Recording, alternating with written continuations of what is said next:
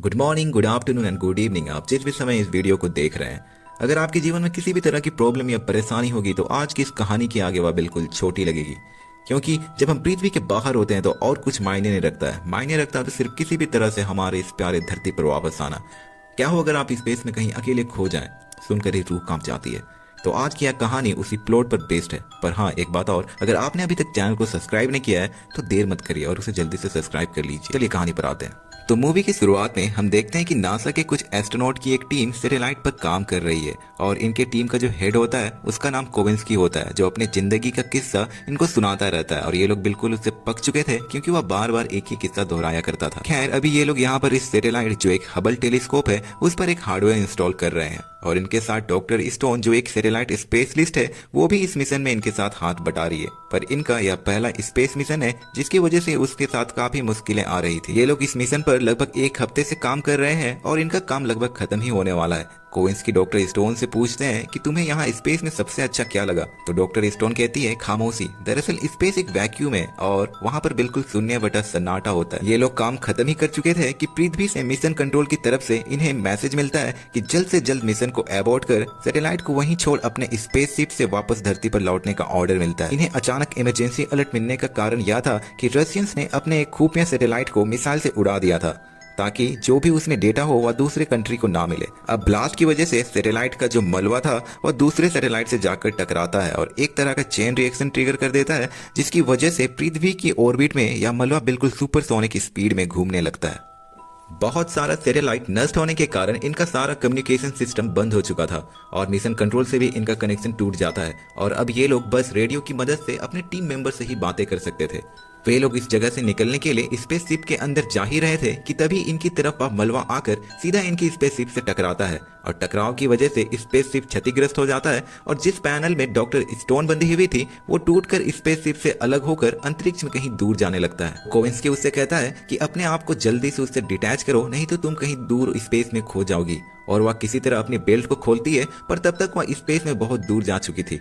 वह काफी डरी हुई थी, इसलिए काफी तेजी से सांसें लेने लगती है, जिसके कारण उसके स्पेस सूट का ऑक्सीजन लेवल तेजी से नीचे आ रहा था और वह इतनी दूर पहुंच चुकी थी कि उसका कनेक्शन भी सबसे टूट जाता है और यह अब ये मान चुकी थी कि अब इसकी जिंदगी अब लगभग खत्म ही हो चुकी है। पर तभी रेडियो पर कोविंस्की की आवाज आती है जिसमें वह उससे उसकी लोकेशन पूछ रहा था। वह अपनी लोकेशन उसे बताती है और कोविंस्की उससे सूट की लाइट को ऑन करने को कहता है ताकि वह उसे दूर से ही देख सके। पर चिंता की बात यह थी कि उसके सूट में अब बस 8% ऑक्सीजन बचा हुआ था। पर कुछ ही देर में कोविंस्की वहां आकर उसे पकड़ लेता है। दरअसल कोविंस्की की सूट में थ्रस्टर लगा हुआ था जिसकी मदद से वह अंतरिक्ष में मूव कर पा रहा था, पर डॉक्टर स्टोन की सूट में कोई भी थ्रस्टर नहीं था, इसलिए वह कटी पतंग की तरह अंतरिक्ष में भटक रही थी। खैर, अब ये दोनों थ्रस्टर की हेल्प से स्पेसशिप की ओर बढ़ने लगते हैं, पर कोविंस्की बताता है कि इनके पास बस 90 मिनट का टाइम है क्योंकि जिस स्पीड से वह मलबा ट्रैवल कर रहा है वह 90 मिनट बाद पृथ्वी का चक्कर लगाकर फिर से वहां पहुंच जाएगा।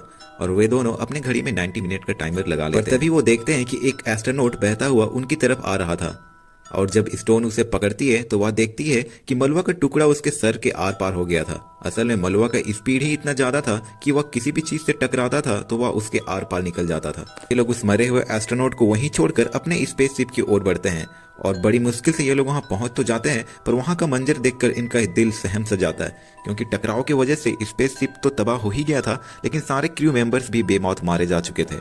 और अब कोई चारा ना होने पर कोविंस्की ये डिसाइड करता है कि अब इन्हें 1450 किलोमीटर दूर जहां एक इंटरनेशनल स्पेस स्टेशन है वहां जाना पड़ेगा, फिर जिसकी मदद से ये लोग पृथ्वी पर वापस जा सकेंगे। फिर ये लोग वहां जाने के लिए निकल जाते हैं, पर परेशानी अभी खत्म नहीं हुई थी क्योंकि डॉक्टर स्टोन का ऑक्सीजन लेवल 1% हो गया था और कोविंस्की का थ्रस्ट का फ्यूल भी लगभग खत्म ही हो चुका था। ये लोग उस स्टेशन पर पहुंच ही रहे थे, लेकिन वहां का नजारा देख इन्हें यह अंदेशा हो जाता है कि अब यहाँ कोई भी इंसान नहीं है क्योंकि स्पेस स्टेशन में जो 2 कैप्सूल्स होती हैं जिनमें से पृथ्वी वापस जाया जा सकता था उसमें से एक वहां पर नहीं था और जो एक वहां पर होता है उसका पैरासूट खुला हुआ था, जो देखकर डॉक्टर स्टोन कहती है कि अब कोई फायदा नहीं, अब हमें मौत से कोई नहीं बचा सकता। पर कोविंस्की कहता है यहाँ पर अभी भी 2-3 थ्रस्टर तो होंगे ही जिसकी मदद से वो 100 किलोमीटर दूर एक चाइनीज स्टेशन पर जा सकते हैं। फिर कोविंस्की अपनी बची हुई सारी थ्रस्ट को यूज करके स्टेशन की ओर मुड़ जाता है। फिर ये लोग सीधा जाकर स्टेशन से टकराते हैं और जिस बेल्ट से दोनों जुड़े हुए थे वह टूट जाती है पर ये दोनों शिप की किसी भी चीज को पकड़ नहीं पाते। पर तभी डॉक्टर स्टोन का पैर पैराशूट की रस्सियों में फंस जाता है और वह उस बेल्ट को भी पकड़ लेती है जिसमें कोविंस्की जुड़ा हुआ था। लेकिन इन दोनों के टेंशन से जो रस्सी डॉक्टर स्टोन के पैर में फंसी हुई थी वह फिसल रही होती है और कोविंस्की यह जानता था कि अगर वह अपने आप को अलग नहीं करेगा तो ये दोनों अंतरिक्ष में खींचे चले जाएंगे। और कोविंस्की अपनी बेल्ट को खोल देता है और डॉक्टर स्टोन से कहता है कि तुम खुद को बचा लो। कोविंस्की उसे अंदर जाने को कहता है क्योंकि उसका ऑक्सीजन भी खत्म ही होने वाला था। वह उससे कहता है कि तुम कैप्सूल में बैठकर चाइनीज स्टेशन पर चली जाओ और वहां से सीधा अर्थ पर चली जाना। पर डॉक्टर स्टोन कहती है कि मैं कैप्सूल में बैठकर तुम्हें बचाने आऊंगी, पर कोविंस्की कहता है कि तब तक बहुत देर हो जाएगी क्योंकि वह बहुत दूर जा चुका था। दरअसल ये लोग रेडियो में बात कर रहे थे और कोविंस्की उससे कहता है कि तुम वादा करोगे तुम बचकर दिखाओगी।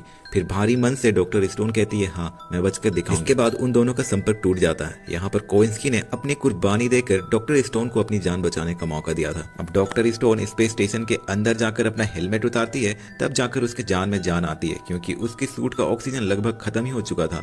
इसके बाद वह अर्थ से मिशन कंट्रोल से संपर्क करने की कोशिश करती है पर वह उसमें कामयाब नहीं होती।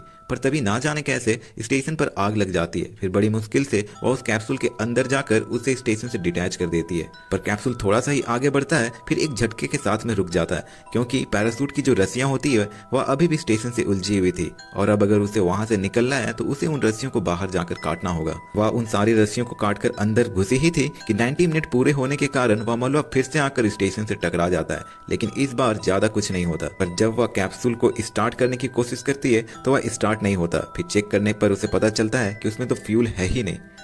वह इससे बिल्कुल परेशान हो चुकी थी और बार बार रेडियो पर संपर्क करने की कोशिश कर रही थी और तभी रेडियो पर एक आवाज आती है पर वह किसी रैंडम इंसान का होता है जो उसके किसी काम का नहीं था, जिससे वह पूरी तरह से हताश होकर कैप्सूल का ऑक्सीजन बंद कर देती है क्योंकि अब जिंदा रहने का कोई मतलब ही नहीं बनता था। और तभी उसे हेलुसिनेशन होने लगता है और उसके पास कोविंस्की आकर उसे जिंदा रहने के लिए मोटिवेट करता है। फिर जब वह होश में आती है तो वह देखती है कि वहाँ कोई नहीं होता।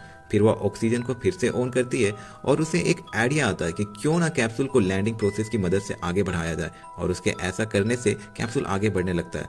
फिर चाइनीज स्टेशन के करीब आने के बाद वह कैप्सूल से बाहर आकर फायर एक्सटिंग्विशर से थ्रस्ट क्रिएट करते हुए स्टेशन की ओर बढ़ने लगती है और काफी जद्दोजहद के बाद वह स्टेशन के अंदर जाती है। लेकिन सबसे बड़ी प्रॉब्लम यह थी कि यह चाइनीज स्टेशन था और वहाँ का सारा कंट्रोल चाइनीज में होता है। उसे कुछ भी समझ में नहीं आ रहा होता लेकिन वो रैंडमली ही सारे बटन्स को दबाने लगती है। लेकिन भगवान की कृपा से यह चाइनीज प्रोडक्ट इस बार काम कर जाता है और फाइनली लैंडिंग प्रोसेस शुरू हो जाता है। लेकिन अर्थ के एटमॉस्फेयर में एंटर होने से फ्रिक्शन के कारण कैप्सूल का टेम्परेचर काफी हाई हो रहा था। लेकिन काफी परेशानियां झेलने के बाद फाइनली उसका कैप्सूल समुद्र में लैंड कर जाता है। पर कैप्सूल में पानी भरने के कारण वह धीरे धीरे डूब रहा था। वह बाहर आने की बहुत कोशिश करती है पर निकल नहीं पाती, लेकिन वह ऐसे तो हार मानने वाली नहीं थी। फिर वह अपनी पूरी जान लगाकर कैप्सूल से बाहर तो आ जाती है लेकिन उसने सूट पहना हुआ था जिसके कारण वह ऊपर नहीं जा पा रही थी। पर किसी तरह वह पानी के अंदर ही सूट को उतार कर पानी के ऊपर आ जाती है और तैरकर किनारे पर पहुंच जाती है और फाइनली इस तरह डॉक्टर स्टोन की जान बच जाती है और यह शानदार मूवी यहीं पर खत्म हो जाता है। इस मूवी की सिनेमेटोग्राफी और प्रेजेंटेशन देखकर सांसें बिल्कुल थम सी जाती है। तो अगर आपके पास थोड़ा सा टाइम होगा तो इस मूवी को एक बार जरूर देखिएगा क्योंकि ये मूवी डिजर्व करती है। मैं मिलूंगा आपको अगली वीडियो में, तब तक के लिए अपना और अपने चाहने वालों का ख्याल रखिएगा।